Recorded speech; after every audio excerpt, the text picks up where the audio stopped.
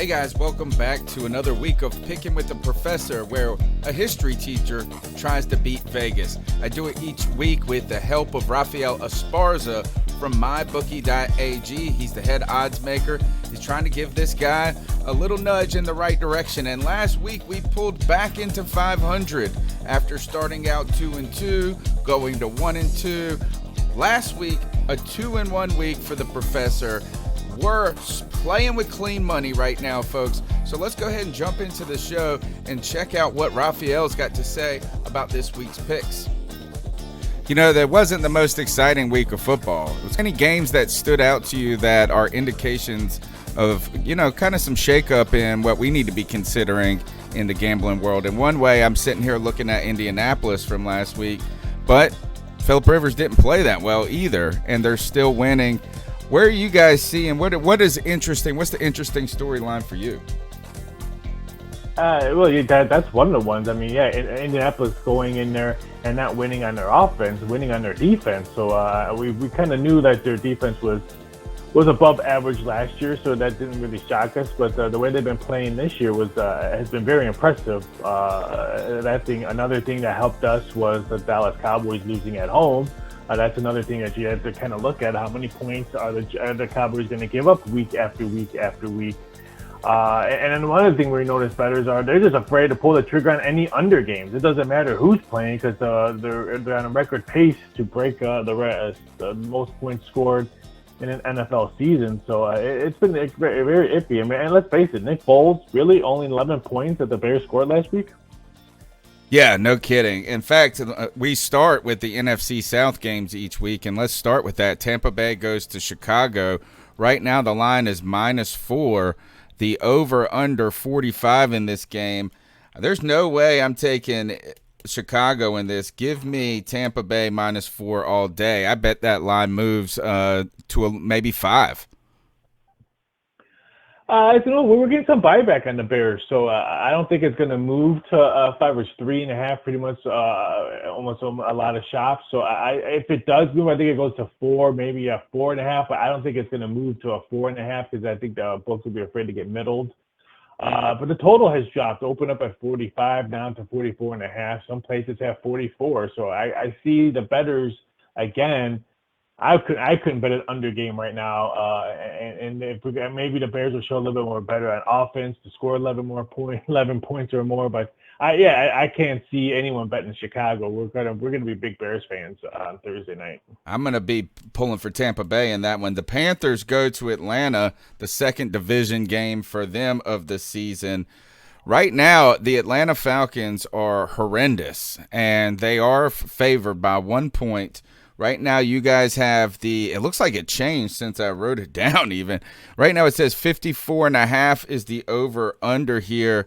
I'm not messing with this game, as the Panthers have given me plenty of reasons to pick them, and the Falcons have not given me any reason to pick them. They've burned me already, but at the same time, you got to wonder, are they ever going to win? If anything, I would look at the over here, 54. The Panthers have been putting up 25, 30 a game, and we've seen the Falcons' offense produce. Yeah, I can see that. I mean, let's face it, the Falcons unproduced on Monday night, only scoring 16 points, but they were averaging almost 30. I mean, 26 against the Bears, 39 against the boys, but maybe that 39 points against the boys was just the boys' defense. So maybe we have to just throw it to the side. But I agree with you. The Panthers scoring 52 points in 2 games, back-to-back wins. I didn't think they were going to win last week at home against Arizona. So I agree with you. If you're going to touch this game, I think the over might be the best bet on that at 54.5. I couldn't take the Falcons at -2, even though it screams at me to bet the Falcons at -2, because you can figure they're not going to go 0-16. Yeah, you wouldn't think so. Now, the Los Angeles Chargers, an exciting team, and I've got on my bookie 7.5 dogs going into New Orleans. The over-under 51 here. The Saints' defense has not been as good as it was last year. It looks like maybe it's gotten a hair old. I'm not sure what the reason being is.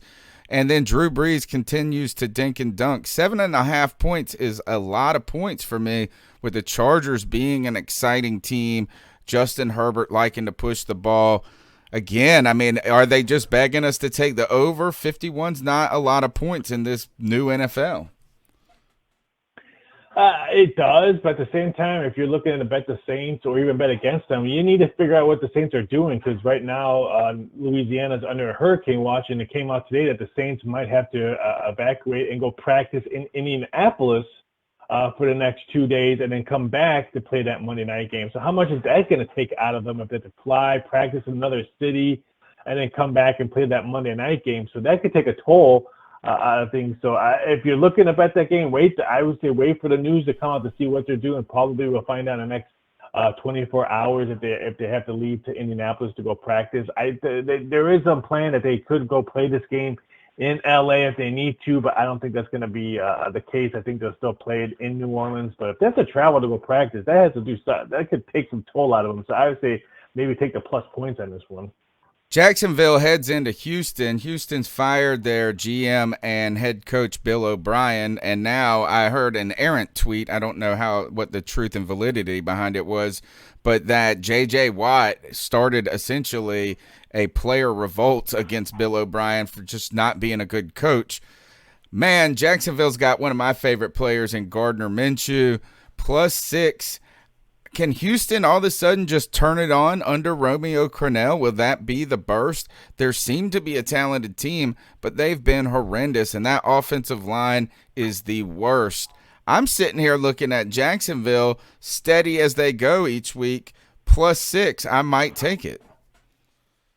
Yeah, I can see that, +6. I mean, let's face it, Houston's not only 0-4, but they're 0-4 against the spread, and you said their offensive line is horrible. Now, if they come out and blow Jacksonville away, that'd be funny for all the O'Brien guys that thought maybe he shouldn't have got fired. Maybe they pull one out for the team. That wouldn't surprise me, but I couldn't lay -6.5 or 6 with Houston, depending on what number you get. This one's either a pass for me or just sit back and watch it. The Colts head into Cleveland, and the Colts, I've been liking this team. I've actually won a little bit with the Colts this year so far. Outside of that Jacksonville game, they've been an interesting team to watch and have covered, I feel like, a couple of times. But the Browns, my question to you is, are they figuring it out? They put up like a 41 points. Yeah, some of it was a little gimmicky against the Cowboys. The Cowboys defense is not great, but there's a lot of pieces on that team. A new coach. Are they coming together? Is this the Colts right here? I feel like this is kind of a sucker bet for me. Give me the Cleveland Browns here, +1.5. And actually, I feel terrible saying it. I want to say take Cleveland. At the same time, I agree with you on that one. But let's face it, the Colts defense has just been outstanding. I mean, was it 29 points in 3 games that they've given up? That's pretty impressive. Have not given up 14 points or more. If Cleveland can't score, that's how they won their games. I mean, their defense has given up 38 to the boys, 20 to Washington. Really, Haskins 30 points to a rookie quarterback, the Bengals.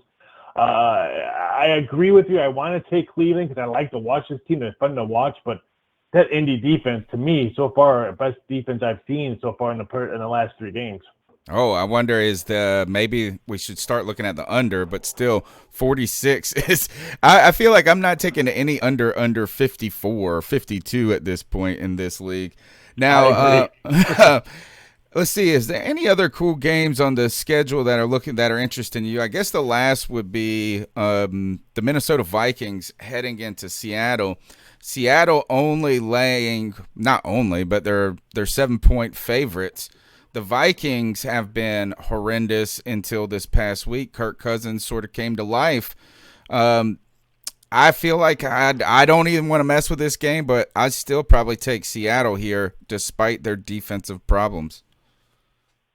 I can see that. I mean, but their defense has given them a lot of points. And one of these days, they won't be able to come back if they fall behind. So I want to say take Seattle -7, but I mean, the Vikings offense looked like it was on track last week. I think it's way too many points. I'm going to wait back and see what kind of line movement this happens. I wanted to take the over before the numbers came up, at 57.5. That's way too high for me to take this game. That's really high, and I feel like a lot of people like to bet Vikings as dogs. So I don't know what that does to the line, but I always feel like that's a tempting bet. You're sitting there going, man, 7 points is a lot. Zimmer's a defensive coach. But these Vikings, I just wonder if we got are they bad or are they good or are they okay? I don't know. Who knows? That's the $1 million question when you're looking at that team. I guess that it's all about their running back. Dalvin Cook is a man amongst boys. All right, Raphael, tell them where they can go and lay some cheddar, feel safe about it, and have a good time doing it.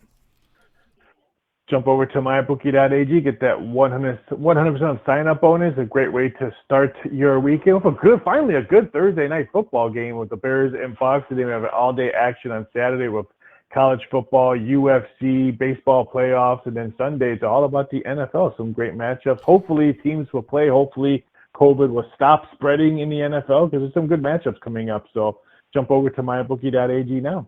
I forgot to ask you, what's your sucker pick this week? Help us avoid it. My sucker pick in the NFL would probably, I want to say it's going to be the Pittsburgh Steelers. I'm not sold on the Eagles at all. And I think the Steelers defense is going to get better each week. They had to get some rust out and start playing because I think that could be the best defense in the league. And I said the Colts right now are, but the Steelers are not far behind. So I'm going to say the Pittsburgh Steelers. All right. Thanks a lot, Rafi. We'll catch up with you next week. Take it easy. Have a fantastic weekend. All right, it's time to make our picks. We've looked through the games. We've contemplated how much of an over is truly scary, and the professor's taken 2 overs this week. That's kind of scary as well. We're at 5-5 trying to pull ahead, and these are my picks this week. Bucks -4. I feel good about the Tampa Bay Buccaneers going into Chicago. No fear when it comes to that Chicago defense. Man, Nick Foles, he's not very good. Chicago's not happening. Give me the Bucks -4. Raphael said it was a sucker pick to worry about the Eagles at this point. And while we made a little cheddar on the Eagles last week, Steelers -7 to me sounds good. The Eagles are a mess. And when I say that, it's injuries, and the people who are not injured haven't been playing all that great. The Steelers defense are looking sharp this year. They have some weapons on offense. I'm taking the Steelers -7. My next 2 picks have to do with the points. Carolina goes into Atlanta. I'm taking the over at 54.5. I know. You're wondering, could we take Carolina in this game? They've given us plenty of reasons to take them, and Atlanta has given us none other than the fact of, can they lose every game? We're not sure about it. We've seen their offense put up points. We saw the Carolina Panthers get into the end zone. Give me the 54.5. Now, Jacksonville, a tough game to pick here. Jacksonville goes to Houston. We don't know what Houston's going to look like under Romeo Cornell and the changes that made, but you got to think they're playing for the team. You got to think Deshaun Watson is pretty good, and Gardner Minshew, he ain't that bad. I'm going to take the over Jacksonville at Houston. I'm going to take the over Jacksonville at Houston. Folks, go ahead and jump into the comments section and let me know what picks you think are the winners this week. Where did I get it right? Where did I get it wrong? What am I missing? I need y'all's help. It's just a history teacher trying to pick against Vegas. Now, go ahead and smash the thumbs up button. Subscribe to the C3 Panthers podcast. We're here live every Tuesday night, 9 p.m., chopping up the latest Panthers news and opinions. And check in with us in the post-game show. I'll be letting you know how my bets are going in the post-game. You can call into the C3 Panthers podcast, 252-228-5098. And next week, we'll be back with Picking with the Professor, and we got to be ahead. I hope we're ahead. If we're not, I'm going to need some more help from you guys. Check y'all later.